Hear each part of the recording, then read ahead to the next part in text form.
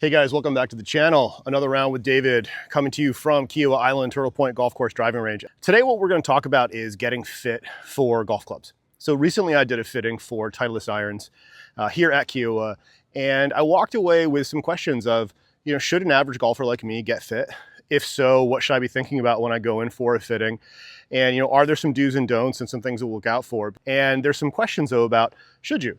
And if you are going to, how do you do it? So let's explore that today as we hit a few balls on the range.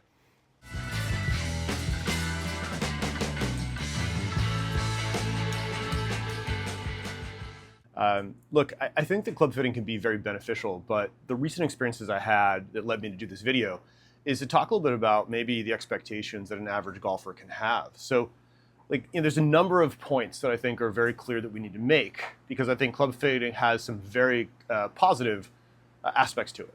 But there's some other things that we need to look at and be just eyes wide open on them, because they can be good, they can be bad, they can be just maybe data inputs.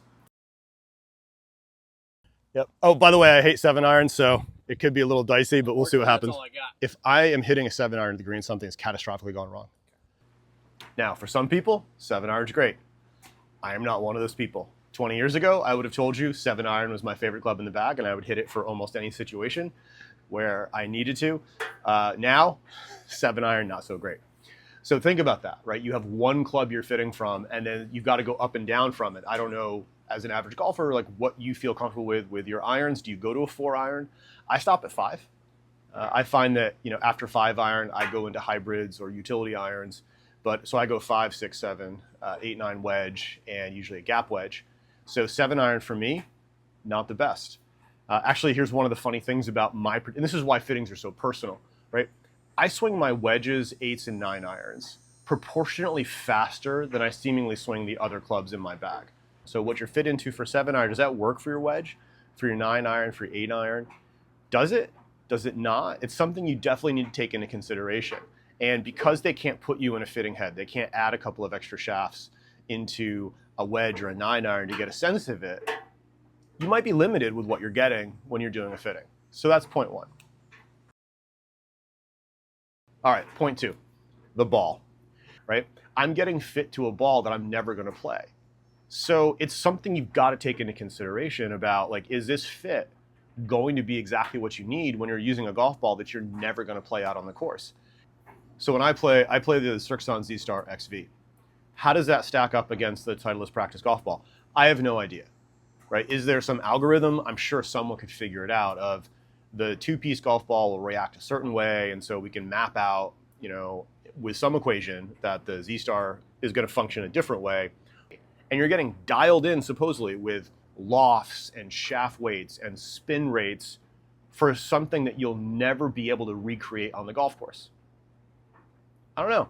Ask me. I think that's a bit of an issue, because whatever you think you're hitting with that golf ball, what if your ball is either way more or way less spinny? Right? I couldn't tell you the difference between that practice golf ball and, say, a Pro V1, but let's say the Pro V1 is dramatically less spinny. Now you can't hold greens, or now maybe your gapping is off. I don't know, but it does seem a bit strange. All right, number 3, right? When you're doing a fitting, you're only as good as the day that you're there, right? If you're like me, you're an average golfer, you love to get out and play as much as you can, but that doesn't happen. Some days you've got family things you've got to worry about, you've got engagements you've got to go to, you've got work commitments, and maybe your fitting is scheduled between a couple of meetings, like mine was. And so you do your meetings in the morning, you get in the car, you rush over, you start doing your fitting. You've got 45 minutes to go ahead and see if you can get something done. You're not on autopilot like pros are, where whenever they show up to the range with a little bit of warm up, they're basically back into their normal routine, right? My swing varies day to day. Some days I'm crushing it. Some days it is, a work in progress. And that's why I'm average. I don't have that same consistency. So you're only as good as that day you're there, which means that you go one day and let's say you're a little bit off. You could be fit into something that doesn't fit for you later on when you are now playing much better, and now your clubs actually are a hindrance and they're not helping you. And then the flip side, maybe you're getting fit for, you have a great day, and so the clubs are being fit for how you're playing really well, but in reality you need something that works for you when you're not having those good days, which you didn't demonstrate when you're there.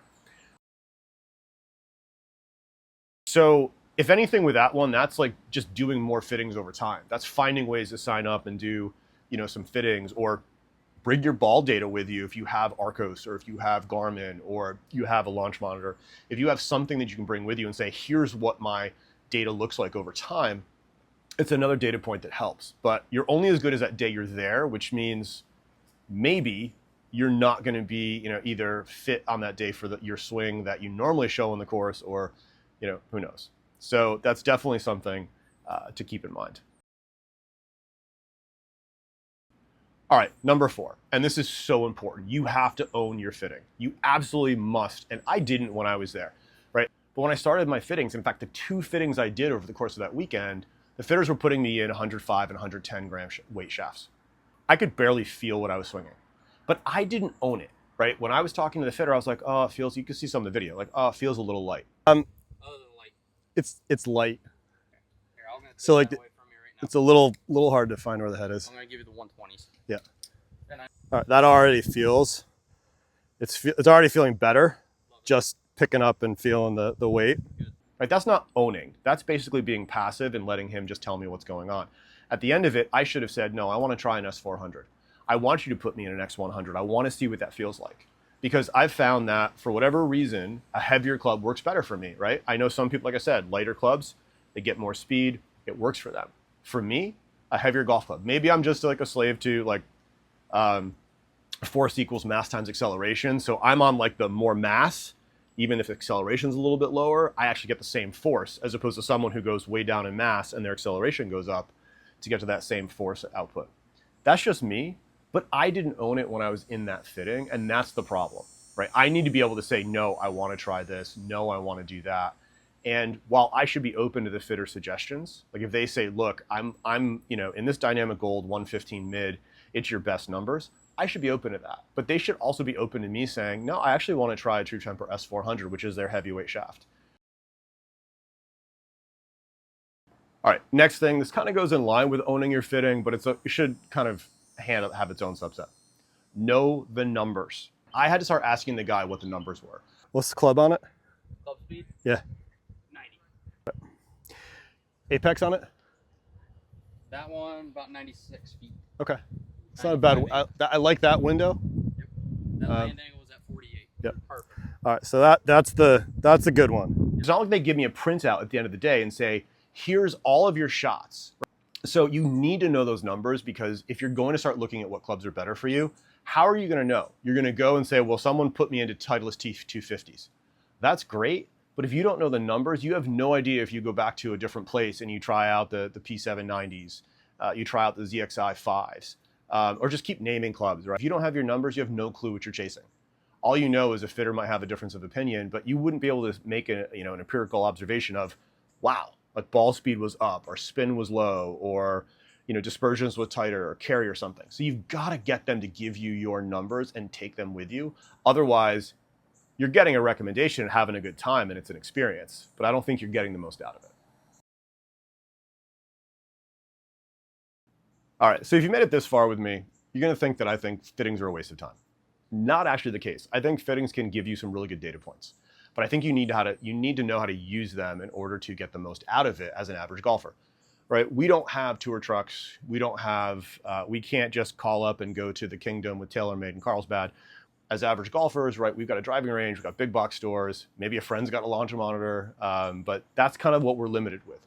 But where fittings can help, and I found this helpful, was I did fittings over the course of a weekend. I went and tried 2 different types of irons, and both fitters put me in over standard length clubs. I'm a bit tall, so I'm about 6'3", and they thought that I would be better in something that was, about 1/4 to a 1/2 inch over the standard length of a golf club. That's an important data point. So I think that if you're going to do a fitting, especially again as an average golfer, I think where you need to go is do them, like go to demo days, right? Go see what fits your eye, go see what works. Right? That's the other benefit of fittings, right? You can see what looks good.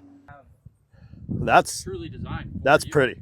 The 250. Yeah. This has been looks great. I know there are some publications that think that looks and feel don't matter whatsoever. It's all about numbers. No, I disagree. Looks and feel are essential to feeling good as a golfer. Right? As someone who has bought his fair share of irons over the past few years and enjoyed them, right? I still have a set of irons in storage I break out every now and then. that are kind of like my holy grail irons. Am I good enough to hit them consistently?